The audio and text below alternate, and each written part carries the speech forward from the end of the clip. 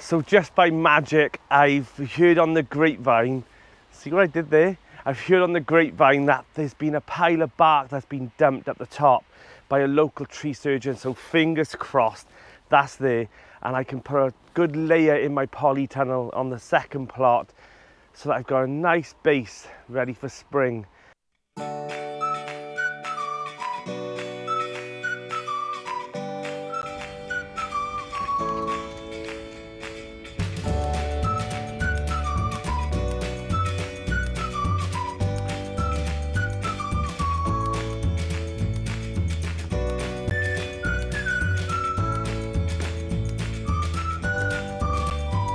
So I'm really happy there's plenty here to mulch both my plots, and also I'll take a few sacks down to Malcolm Kingswell's now in the next week or so, and he can finish off his little project that he's been doing as well on his plot. And if you haven't seen his channel, I'll put a little link in the description for his channel. And yeah, so he's been taking up all his grass paths and pulling down bark to have a more of a less maintenance plot, which I think is a brilliant idea for his future plans. So yeah, I'm so happy that it's here, so fingers crossed more will come.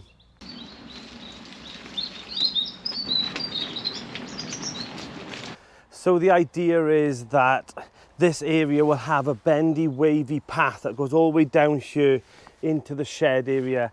That will be shiplapped with like a log lap, I suppose. Make it look more like a cabin, big massive window at the front. These two beds are staying here, and the polytunnel will be recovered February, March time when it gets a bit warmer. But what I want in this area is I don't want it to be straight lines like the grapevine. I want it to be a bit of a natural, sort of like a river sort of effect of bark. And either side will be nice flowers of tulips, daffodils, and loads of foxgloves and things like that. That'll make it look really natural and, you know, not so contrived.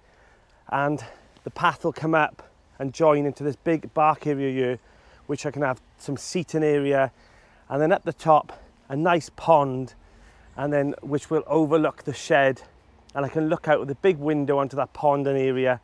And then at the back here there'll be a nice fruit area of bushes that I'm going to bring up from my other plot.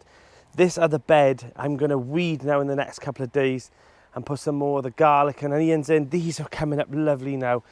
Some weeds have popped up, but most of them of the onions are shooting up now, and they're a good 3 or 4 inches up from the soil. And at the back area there'll be a nice compost area, and I'm just really pleased that I've got the scope here that I can start, like I can make some sense of it. This is going to become a problem. I'm leaving it for now, but it is in the way. I've had viewers say like, oh, it's going to be in the way of your vision, and rightly so. But I'm still talking to the committee about getting a chipper, because they're thinking about getting one for the whole site that they can use. And if so, then that'll be perfect, because I can use that as a nice mulch then as well. But I've still got piles of bark down the bottom that I can bring up and do all the paths in the next couple of weeks as well. But rain is holding me back a little bit.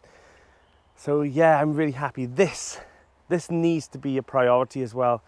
And also the shed, I need to re-roof it, and there's so many plans for that little shed. So I'm really happy, like, so far that it's slowly, this one's going to be a slow project. And normally I go, you know, bat out of hell and go straight at it. But this year I'm taking my time. I've got other priorities as well, like my university and work and life. And you all know that always got to take priority over your plot. This got to be fun, a hobby, and also somewhere where you come to enjoy it rather than just a job. So some of the raspberries are obviously going to come out. I think they've came out of the bed, you know, they've been runners and they've took over. So that'll also be another part. I'm just looking forward to having a lot of flowers in this area. And I think it'll be a nice backdrop as well for the plot. Right, let's get on.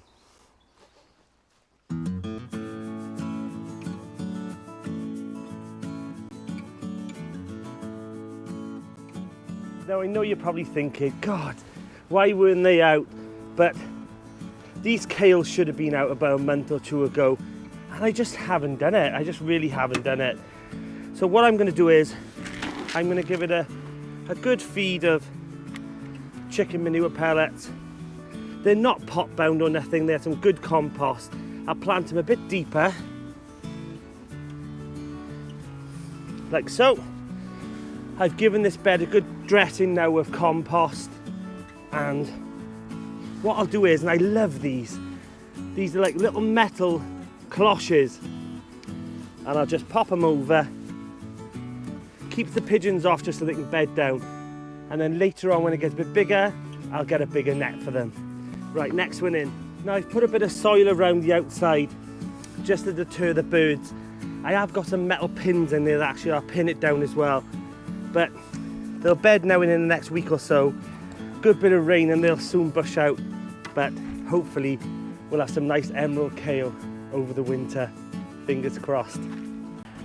So I took all this out and then I put a nice good layer of well-rotted manure. I mean, it's 2 years old underneath.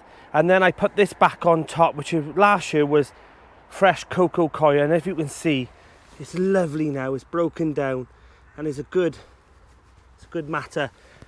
And that actually kept the moisture in last year. So it'll be a good mulch for the top. Now I'm going to plant all the rest of the onions in there now, and then that'll be another job done. I also planted a few. Now I know I've got suspected club root in here, but I put the extra spare cabbages in. I got a few more here, and I put a few in here, and then I had 2 extra purple sprouting broccoli that I put over here as well. So it's all those little forgotten jobs.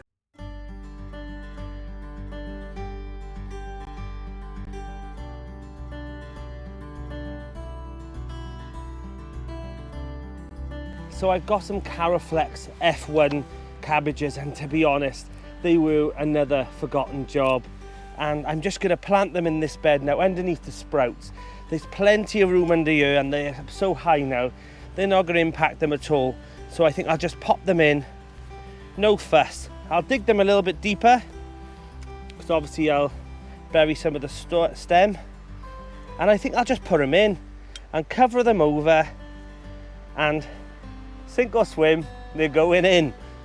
But yeah, it's this time of year when you look back at and you think, oh, is that another job I haven't done, another thing? And I've got quite a few forgotten jobs. You know, those onions, I should have put them in a bit earlier, but what have you lost? I've even got some lettuces that I need to put in the polytunnel, and the mini polytunnel. So I'm just going to pop these in, and I feel a bit better knowing that those jobs that I should have done are in now, and hope for the best.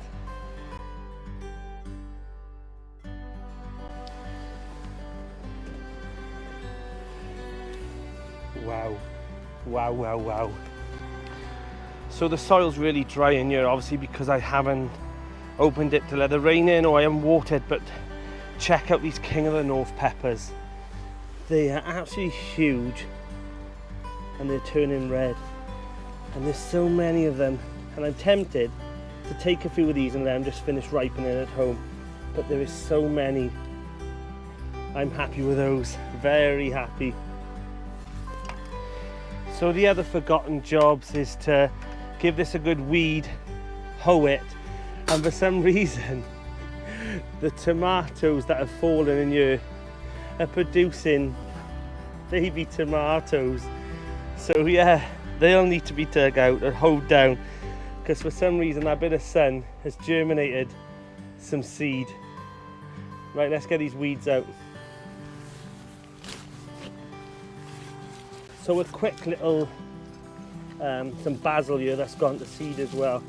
I'll take this out and I'll take that basil home and use it there. Oh, it smells beautiful, absolutely beautiful then. So I'll give it a little quick hoe over, and then I'm going to leave these in. I'm going to leave these plants in and see if they'll overwinter in here. If we have a mild winter, they might survive, we shall see. But I don't need that space, so why not? Right, let's put a couple of lettuce in, and hopefully they'll be okay as well. So these are my favourite lettuce. I've mentioned them many times. They're called the Oakleaf, and to be honest, I'm just going to plant them down the front here. You'll get the most light and heat, and also with the water soaking into from underneath. They'll get some, you know, some watering as well, natural watering. So that's the plan. Since I'm considering taking this cover off and putting the netting over it, you know, in a few months' time, I think I've got these spare broccoli plants, and I think I'm going to plant them in here and cover them over, and hopefully, you know, they'll come to something. But they're spare, so it's no point me wasting them. Another job. You know what, it's forecast some rain now today and tomorrow. There's no big rains forecast, so I think what I'm going to do is I'm going to leave the cover up and let the rain give this a good watering. That's what I'm going to do. One thing I did do when I made this mini polytunnel was giving this tension cord, you know, it's like thick wire and it's clipped in, but I also put one on the shed that could clip across the other side. I'll show you now.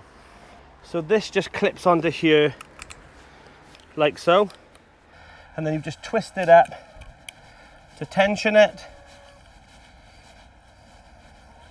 and that's it. It stays then from blowing too far that way and doesn't come down either. You know what, it feels so good now getting all those extra jobs that I keep putting on my list, and then more come on and prioritise.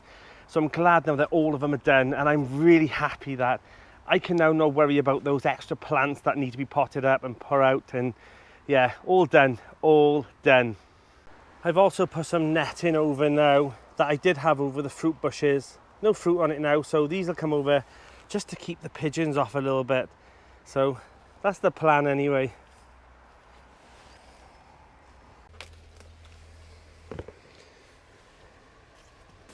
Look at those. I'm really happy with these. God, look at these peppers. They're brilliant size as well. I'm definitely going to grow these King of the Norths next year. And they will ripen in the house in the next couple of days. But I'm thinking I'm going to stuff a few of them. So if you've got any ideas what I can do with these beautiful peppers, hit them in the comments below. Right, I'm heading home. So take care, guys, and I'll see you all again soon. I'm Danny, and this is the Grapevine Garden.